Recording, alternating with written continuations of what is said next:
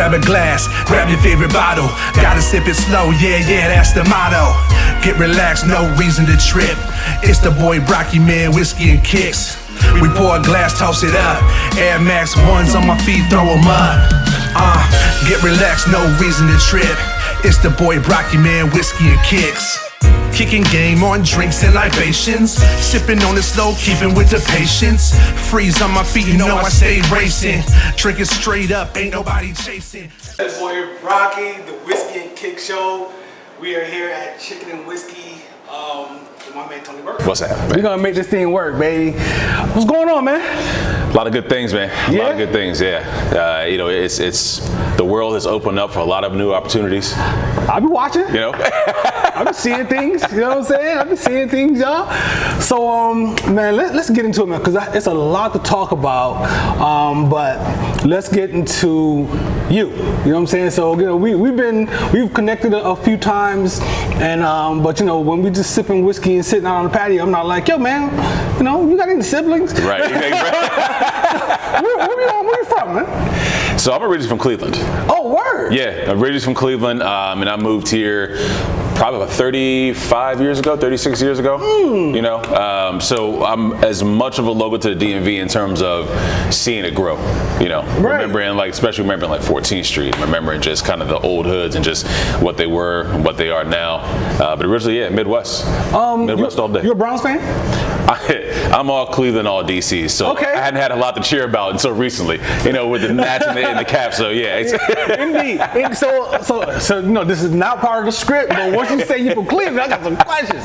So what's the LeBron dynamic for you? Okay. All right, so it kind of went like this. All right, so obviously, you know, we got him, and I'm like, yes, like Cleveland's on the map, like you know, ball game is strong, and he left. And when he left, I was just like every other Cleveland fan. Anything I had that had LBJ on it, I was like, get it out of here. I don't want it. Don't want it. And so like I just had that fire to see him not succeed in Miami, and then he raised the trophy. I was like. But I was quick to go ahead and embrace him back when he said he was coming back. I was like, you know what? All is forgiven. And then he won the title for us. I was like, my man. I was like, you know, we're all good. Don't give me another jersey real quick. Exactly. I was sitting there just on the phone. I was like, I got to get another one. Got another one. You brought y'all a chip too. That's the most important part. And I remember I was at home, and my wife is from here. So you know, she didn't have to do with a lot of teams losing like I did with Cleveland, right? Not the heartaches. So when he brought us that title, like, I was sitting there, and I started kind of like shedding a little tear. And my wife's like, it meant to have my shoe. I'm like, absolutely. Yeah. Like, I'm like, one, he came back and he delivered on what he said he was going to do. Right. You know, and then the other one is it was just so good to see Cleveland get a title again. Right. We have emotional attachments to our team, man. You can't just all of a sudden wake up and say, you know what, I'm no longer a Cleveland Browns fan or no longer a Cavaliers fan. No. It doesn't work that way. It's if you do it and you invest in it, it's in your blood, and that's it. That's just it. So yeah, that's what's up. So you left there. We're not gonna say when. You know what I'm saying? You said you've been here for 36 years. I'm like, was guy like 9 years old or something? You know? maybe so. But siblings? No siblings. Okay, word. Yeah. So I'm the only child. So growing up, I did kind of subscribe to some of those stereotypes, like the only child, like, you know, like being spoiled or whatever. Like, yeah, I was, but it was like it was kind of like, you know, you were spoiled, but it was spoiled to the point where I understood where it came from, and understood that it wasn't expected.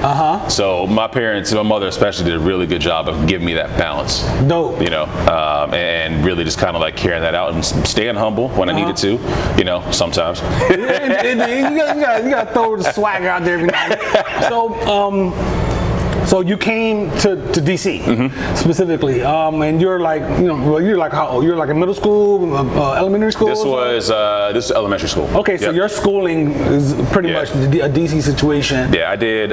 We moved here. We moved into Arlington first, and throughout my entire school, and including college, I think I did like 9 or 10 different schools. Oh, word. And it was because it was, you know, the schools I did in Cleveland. Then we moved here, moved to Arlington, then moved from Arlington out to Centerville, and then I switched from public school to private school to public school, just trying to find the right situation.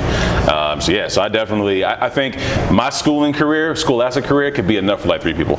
Yeah. You know, I was just having this conversation last night about the nature of this area, how you can't can move around. It's not necessarily a negative thing. Typically, right, you see that someone's in the military, so they move around a lot. Their parents are in the military, so they move around a lot. Or it's just like an unstable situation, so you move around a lot. But here, you know, you can access this and have access to the same, you know, your regular lifestyle, and it's no longer live in Arlington. Now you live in DC or you live in Alexandria, but you do have to change schools. Exactly. Because they get real picky about the territories. And it's like, you're on one side of the street, you can go to this school, but you're on this side of the street, you gotta go to that school. So you mentioned college. Where'd you go? Yeah, so I went to Valley Forge Military College. Oh, okay. Yeah, I went there for junior college. And then after that, I went to Hampton. So Valley Forge Military College, that gives you some type of military obligation going there? No, but you had the option if you wanted to. Oh, so okay. it was, for me, this is probably the wisest decision I ever made as an 18-year-old, right? So, you know, I'm applying to colleges, I'm getting accepted left and right, and then this is kind of like Valley Forge is kind of like a last-minute option. My parents, they found it, they said, hey, we're gonna let you make the decision, right?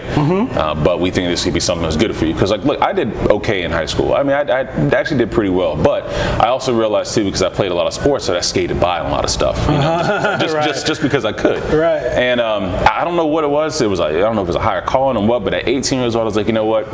I'm gonna go ahead and do this and go to Valley Forge. And if I wanted to, I could have come out and enlisted, you know, with some experience already. And it was also an opportunity. I'll never forget at that time too, my, you know, my officer, he tried to get me into the list. He wanted me to go into the Marines. And I was just so focused on just wanting to continue to graduate and move on.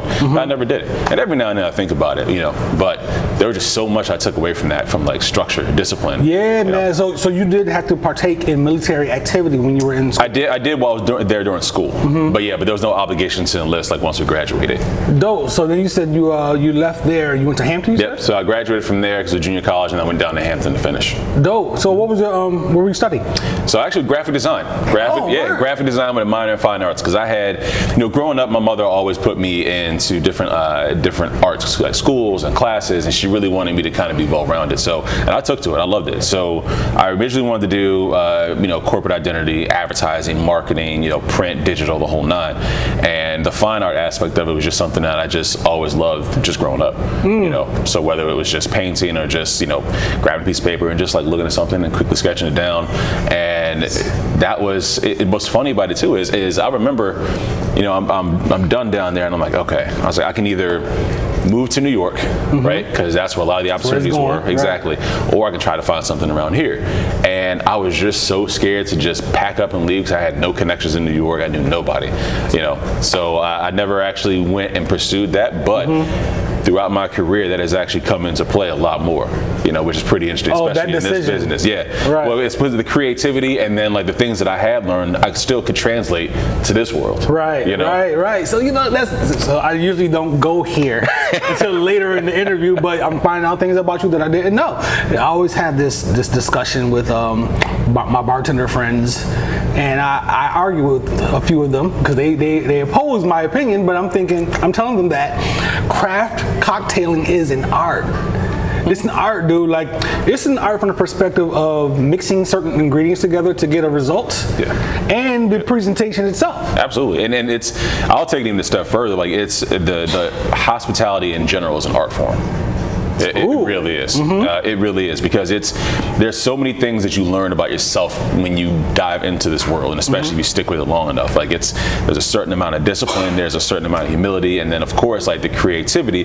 It's all encapsulated in hospitality, and then of course you break it down. It's like craft cocktails. Like, absolutely, it's an art form. It really is.